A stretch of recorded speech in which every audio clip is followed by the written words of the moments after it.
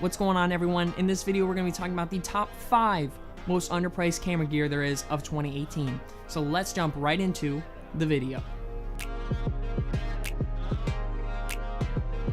Alright, so number 1 should be pretty easy to guess, and it's what I'm filming on right now. That is the Sony A7III. Now, there's really good reasons that this camera made this list. Essentially, for under $2,000, it is the best full-frame camera you can get out there right now.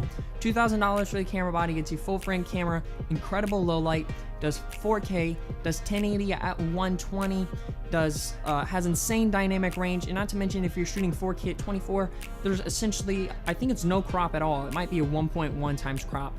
So this camera, for the money, just outperforms pretty much any other camera there is out there in that price range. Let's move on to number 2.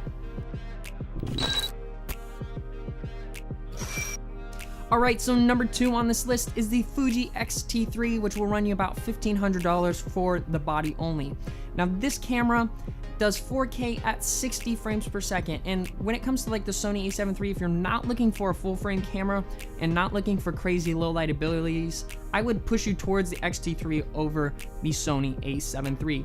Reason being, it saves you about $500, and not to mention, it has the amazing Fuji colors, which in my opinion are better than Canon's. Now, I understand that's my opinion, so if you disagree with it, completely fine, but the colors, no doubt about it, the colors that come out of these Fuji cameras are amazing. So that is number 2 on this list. Alright, so for number 3, little change of pace here, is the Mule YN360 LED light. Now, if I told you a light had a 95 plus CRI, was RGB, was bicolor from 32 to 5500 Kelvin, and was wireless, and you can control it with your smartphone, and it has a place where you can put a battery, so then it can become a fully wireless light. You probably assume that light ran from $200 to $300 or so, or at least that's where I would assume this light would run.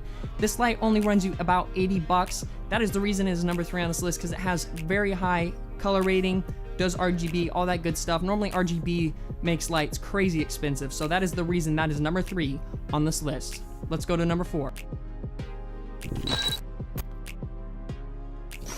Alright, so for number 4 is another light, and it's what I'm using as my key light right now, and that is the Godox SL60W. Now, I'm not going to go too in depth because I've already done a review on this light. I will have it linked right up here, but essentially it's almost an aperture 120D alternative for a whole lot cheaper. Now, this light is a chip LED light, and it has a Bowens mount, so it's super flexible. I can put a huge softbox on it like I have right now.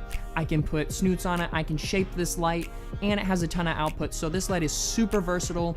The only thing is this one is not battery powered. They make a more expensive battery powered version, but overall for the money, this is a great light, and that is why it's number 4.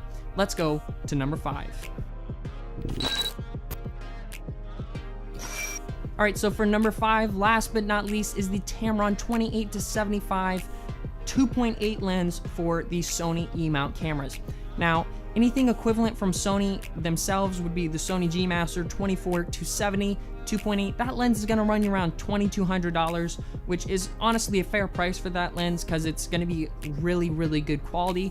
But not to say the Tamron 28-75 is not going to be really good quality as well. If you look at the reviews on this lens, it has pretty dang good reviews, not to mention it's weather resistant. I'm not sure if I'd trust it as much as the Sony G Master, but that constant 2.8 aperture throughout the range, not to mention this is a pretty dang small lens, so if you want to keep your camera light, small, and have a good all-around lens, this is an awesome lens, especially for the money. So that is it for this video. If you have not seen it yet, I also did a video talking about the most overpriced camera gear there is out there. I have a link to that right up here if you want to go ahead and check that out. But if you did agree with some of this stuff, if you disagreed, if you think there's stuff that should have made this list that it didn't, let me know in the comments below. I'd love to hear what you have to say. And if you did enjoy this video, please hit that like button, the subscribe button, and notification bell, because I'm normally putting out between 2 to 3 new videos a week. But that's it for this one, and I will see you later.